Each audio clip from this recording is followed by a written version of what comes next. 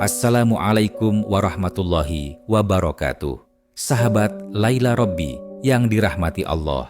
Dalam kitab Sirrul Asror menjelaskan manusia terdiri dari dua, jasmani dan ruhani.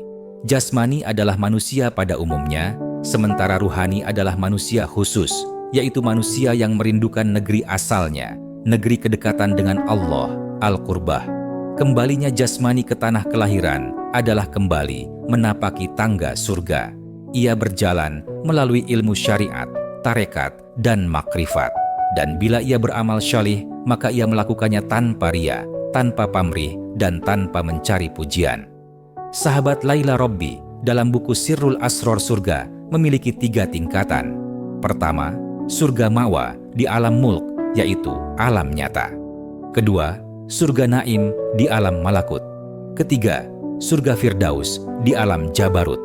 Semua kenikmatan ini bersifat jasmaniyah, dan manusia tidak dapat memasukinya kecuali dengan 3 ilmu: ilmu syariat, ilmu tarekat, dan ilmu makrifat.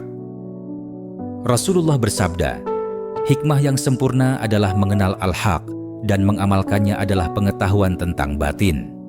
Beliau berdoa, "Ya Allah, tunjukkanlah kepada kami yang benar itu adalah benar, dan berilah kami kemampuan untuk mengikutinya.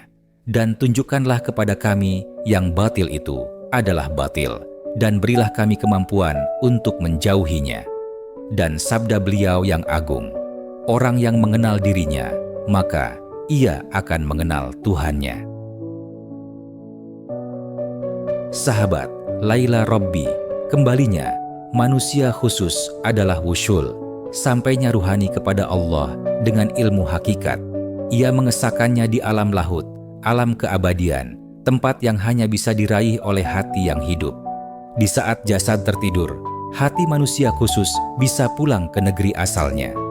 Allah berfirman dalam surat Az-Zumar ayat 42, Allah memegang jiwa ketika matinya dan jiwa yang belum mati di waktu tidurnya.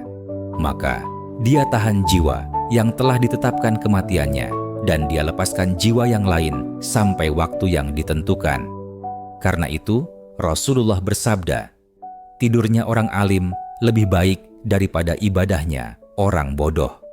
Maka, manusia khusus hanya bisa pulang setelah hatinya hidup oleh cahaya tauhid. Dengan lisannya yang tersembunyi, tanpa huruf dan tanpa suara, ia menyebut nama Allah. Allah berfirman dalam hadits qudsi, manusia itu adalah rahasiaku dan aku adalah rahasianya. Dalam hadits qudsi lain, sesungguhnya ilmu batin adalah salah satu dari rahasiaku. Aku letakkan di relung hati hambaku dan tidak seorang pun mengetahuinya selain aku. Hadis riwayat Ad-Dailami. Dan Allah berfirman lagi, aku sesuai dengan sangkaan hambaku. Aku bersamanya bila ia mengingatku dalam hatinya. Bila ia mengingatku dalam kumpulan orang, maka aku akan mengingatnya di kumpulan yang lebih baik dari itu. Untuk sampai pada makam ini, kuncinya adalah tafakur. Rasulullah bersabda, tafakur sesaat lebih utama daripada ibadah setahun. Beliau juga bersabda, berfikir sesaat lebih baik daripada ibadah 70 tahun. Hadis riwayat Ibnu Hibban. Dan sabda beliau pula, tafakur sesaat lebih utama daripada ibadah 1000 tahun. Para ulama menjelaskan, tafakur sesaat ada 3 tingkatan. 1. Tafakur tentang urusan dunia, lebih utama daripada ibadah setahun. 2. Tafakur tentang makna ibadah wajib, lebih utama daripada ibadah 70 tahun. 3. Tafakur tentang ma'rifatullah, lebih utama daripada ibadah 1000 tahun.